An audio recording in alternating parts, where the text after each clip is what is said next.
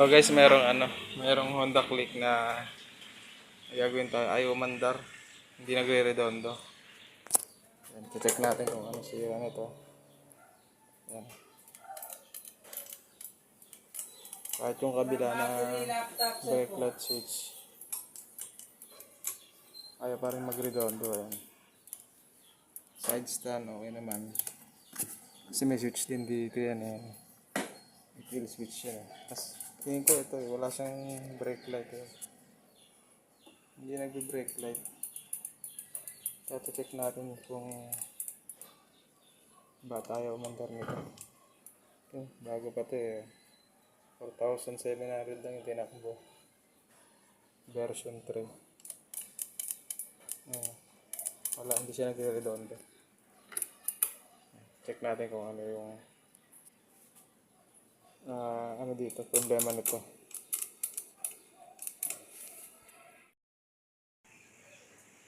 Dito tinanggal natin yung ano nyo, yung sa bangko niya para makita natin sa loob. Ayun. Kita nyo yun, may mga tae siya ng daga. Binahayan siya ng daga. Oh. Malamang ito may ngat-ngat na wire dito. Ayun. Napapansin nyo, no? Nakasak lang kasi ito sa bahay. Tapos, yun, pinapaandar lang once a week. Yan, binahayan ng daga. Yan, may mga tae pa ng daga. Malamang ito, meron siyang may nginat-ngat na wire kaya ayaw umandar nito. Or pwedeng dun sa may, ayun nga ito. Ayun. Putol yung wire dito sa may side stand. Yun ang nginat-ngat niya. Kung napapansin niyo yan. Yan.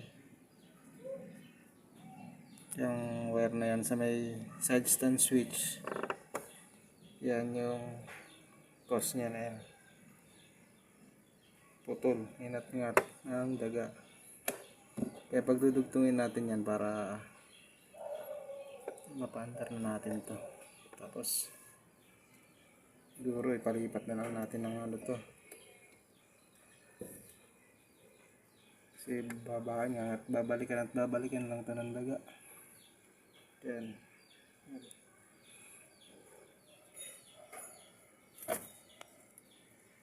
Pagdudugtungin natin. Parang nirekta na ito dati eh.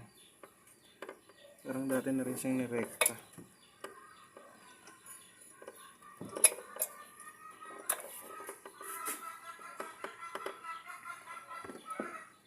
Ayun, naputol oh. Humiwalay na yung wire niya. Kulay green. Yan yung green na yan, tsaka blue na yan. Yan, headset na yung daga yan. So yan, pagdudugtungin natin yun, tapos check natin kung okay na, kung ano na, naandar na siya.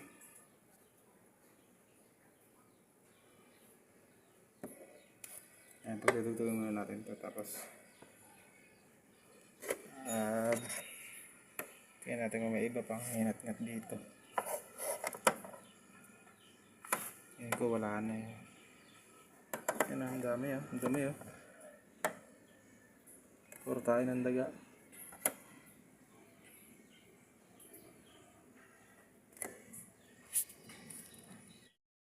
Pinagdugtong natin yung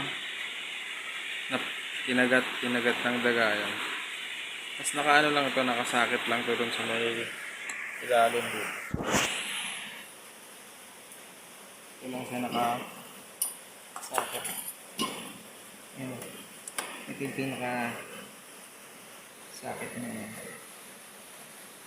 Yan naman. Dito plug in lang natin yan dyan.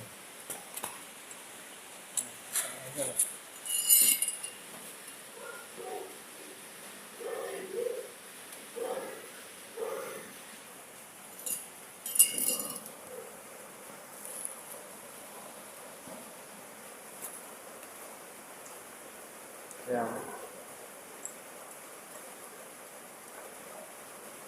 Yung pinaka, pipisilin nyo lang ito.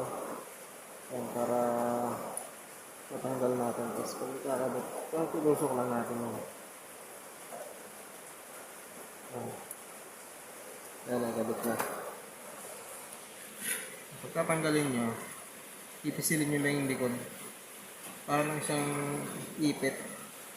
Pagka pinindot nyo, pinisil nyo, angat nyo yun, tatanggal na yan. Kasi kailangan nag-i-engage yan. Kapag ganito naka baba ang side stand, hindi yan naka-engage. Pag hindi yan naka-engage. Pag ganito yan, naka-engage yan. Kailangan nagdidikit yung dalawang wire. Nagko-contact para mapa-start yung motor. Pag ginanyan natin, madi-disengage na yan. Ganun ang nangyari doon. Kaya kahit i-ganon natin, ano siya, dahil tanggal yung wire, hindi siya mag-engage. Meron na tayong video nito nung una. Kaya meron lang, kailangan mag-engage. Tapos pag magkakatot, i-disengage. Yan, andar na siya.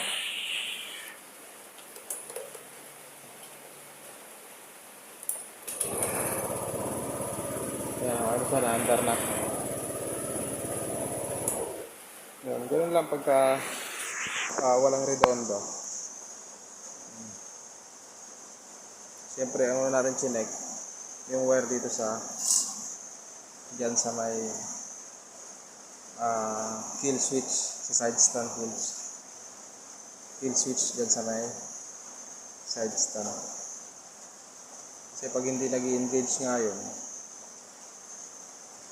putol, that's hindi nag-i-engage, hindi siya aandar. Pag nag-engage, disengage, yan, mamamatay. Yun lang, pagka ayaw umandar, check nyo yung wire dyan sa may side stand switch. Marami tayong dapat i-check dyan, pero dun lang muna tayo sa basic.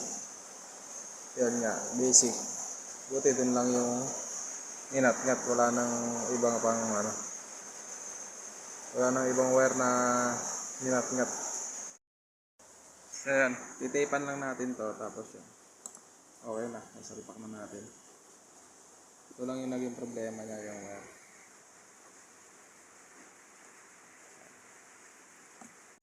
Tsaka pagka itatambay natin yung motor,